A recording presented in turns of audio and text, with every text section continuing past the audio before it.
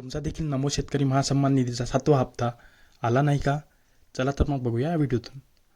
आपल्या महाराष्ट्र सरकारद्वारे चालवण्यात येणाऱ्या नमो शेतकरी महासन्मान निधी योजनेबद्दल जाणून घ्यायचे झाले तर या योजनेमध्ये आपल्याला महाराष्ट्र सरकारद्वारे प्रधानमंत्री किसान सन्मान निधीच्या आधारावर योजना सरकारने लॉन्च केलेली होती. या योजनेअंतर्गत वर्षाला 6,000 रुपये अनुदान दिले जाते, म्हणजेच दर 4 महिन्याला 2,000 रुपये दिले जाते.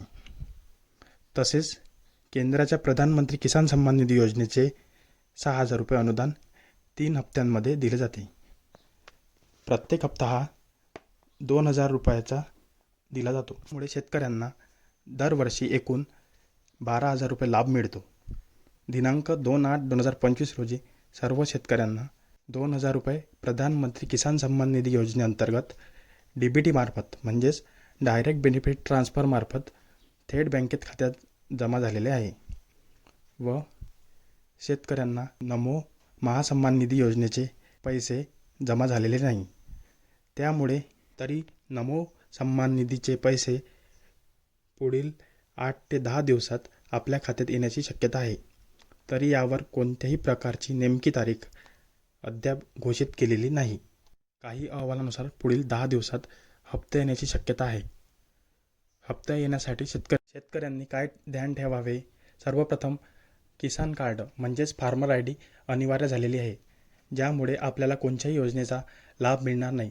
म्हणून सर्व शेतकऱ्यांनी आपली फार्मर ID काढावी. तसेच PM किसान योजनेअंतर्गत KYC देखील करावी. तसेच आधार कार्ड बँकेशी लिंक आहे की नाही, DBT लिंक आहे की नाही हे चेक करावे. PM व नमो किसान योजनेच्या अधिकृत वेबसाईटवर जाऊन आपला स्टेटस चेक करावं. तसेच अफवा टाळाव्या. शेतकऱ्यांना प्रधानमंत्री किसान सन्मान निधीचे देखील पैसे आलेले नाही अशा शेतकऱ्यांनी हा व्हिडिओ पूर्ण बघा. त्याआधी सर्वप्रथम अशा अनेक व्हिडिओ बघण्याकरिता चॅनलला नक्की सबस्क्राईब करा व व्हिडिओला लाईक करा आणि आपल्या सर्व शेतकरी बांधवांसोबत शेअर करा. चला तर मग बघूया ज्या शेतकऱ्यांना प्रधानमंत्री किसान सन्मान निधीचे देखील पैसे आलेले नाही त्यांनी काय करावे. ज्या शेतकरी बांधवांचे प्रधानमंत्री सन्मान निधीचे पैसे अद्यापही खात्यात जमा झालेले नाही त्या शेतकऱ्यांनी आपले CSC केंद्रावर जाऊन नक्की स्टेटस चेक करावे व तसेच आपली आधार लिंक स्टेटस देखील चेक करून घ्यावे.